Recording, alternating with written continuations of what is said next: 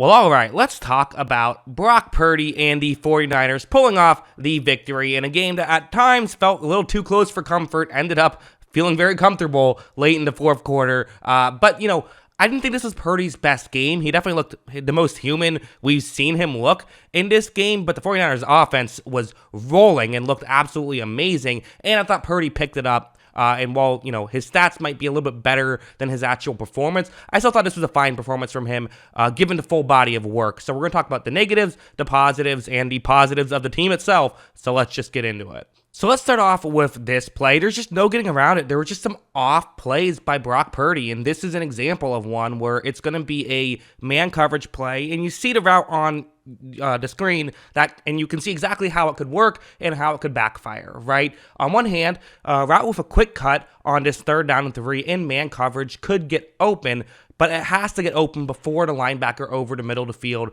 can get over and adjust, right? That's how this play can work, and as long as Purdy can time it up well, it's something he's actually been very good at this season at converting on. But look at how right when this play begins, what you see is right here, you have a situation with really, to me, I would say this is probably not a great situation to make this throw. If you're going to make this throw, you pretty much have to be throwing it right now. You just don't have that much time. And again, linebackers are good in the NFL. They can come over and make a play. And this is the kind of thing that, I talked about kind of previewing Purdy of, you see him make a couple of these mistakes a game. These are rookie mistakes. These are things you expect a nearly undrafted rookie to be making, is that it just takes some time to adjust to the NFL. But still, you have a situation like this. Purdy makes the throw, and that, if he was a half second later on that could have been a pick six. It really could have. So there were just a few plays like that, right? Definitely was not his best game. Something like this was a weird one where this isn't really an issue I've seen from him too much. Maybe 1 or 2 plays here and there, but again, I'm pretty sure I made a film study on every game he's played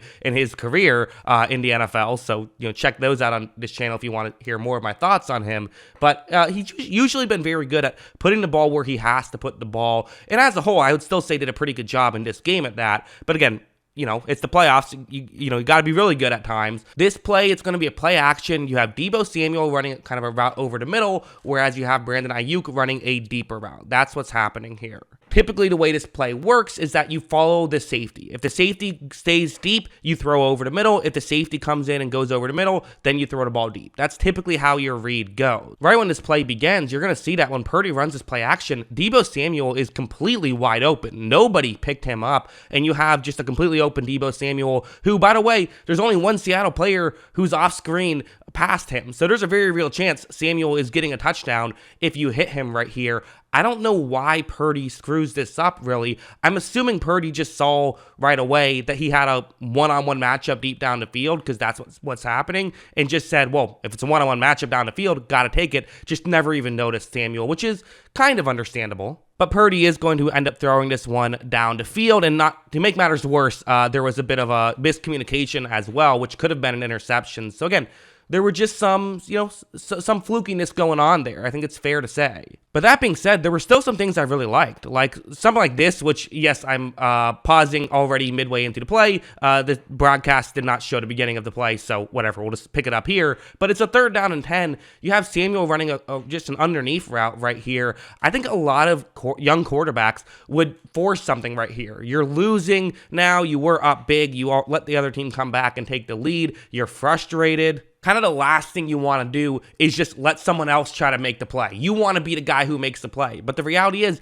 if nothing's open downfield, even on a 3rd and 10, you got to just get the ball in a playmaker's hands and trust that they can do some damage, especially when it's Deebo Samuel. That's exactly what Purdy does, and they're able to pick up a 1st down. That's a really big play, as, it, at the time, made you think they were going to go into the lead at the half. Obviously, that didn't quite work out as well, but still, a very good play. And even some stuff like this, you definitely saw his mobility still, again, shine through as it has really all season, I would say. Something like this where it's a zone coverage play and you see the situation where he's going to run a play action and then look towards his left. It's those 2 routes that you see on the screen. That's where he's going to look towards. However, right when this play begins, again, runs the play action, looks over there. We can't see what's on the screen, but what we do know is that Purdy doesn't love what he sees. He doesn't like this situation. So, okay, what do you do now? Well, watch Purdy navigate the pocket really well to avoid pressure and flips it over to McCaffrey, who got wide open. McCaffrey was not supposed to be the guy who gets the ball on that play. That's not how that worked out.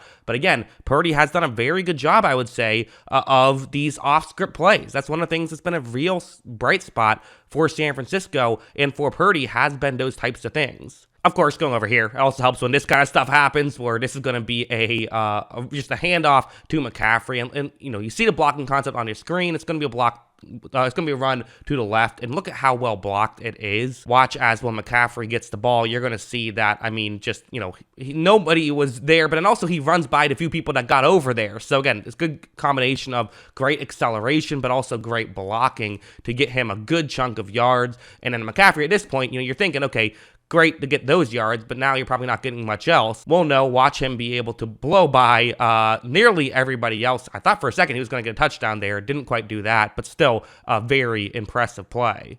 But heading over here, this really was, I thought in the second half, Purdy looked a lot better. His throws were definitely, making a lot better throws. Maybe it's just as simple as first playoff game jitters. Like, listen, it's a real thing. Guys tend to, especially young players playing in their first playoff game, especially at the quarterback position, you see more stuff you're not used to. Teams are a little bit more clever with their disguises. Everyone's a little bit more locked in. Sometimes you just, you don't play as well to start, and then it takes you some time to warm up, because later on, he's doing some really nice things. And again, the play calling was just fantastic all game.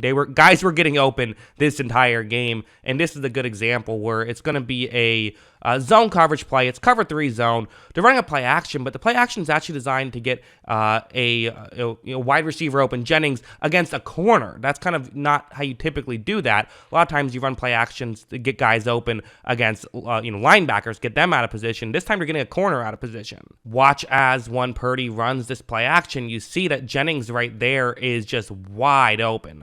Seattle, this was, bad defense for sure, but they got fooled badly. That's just what happens, is when you go up against Kyle Shanahan, he fools you. That's kind of what he's known for, as being an incredible play caller. Now, going over to Purdy for a second, it is a relatively difficult throw in a sense of you do have to make sure you avoid the safety, so it's not quite like you have just a completely wide open receiver. But still, when he makes this throw, it's about as open as it gets, and he's able to get it there just before the safety gets over and is able to, Diggs is able to get knock the ball away or anything like that. Diggs did make the tackle there. He touched him down at the end, so it wasn't quite a touchdown, but still a very good play. And this is just what Purdy was doing in the second half, and really most of the first half as well, with the exception of some tough plays, just making the layups, making the throws you have to make. He did a very good job of doing that. That's what he's been doing a very good job of all season, really. So yeah, those were kind of my thoughts on Brock Purdy and his performance. Again, I know the box score was amazing.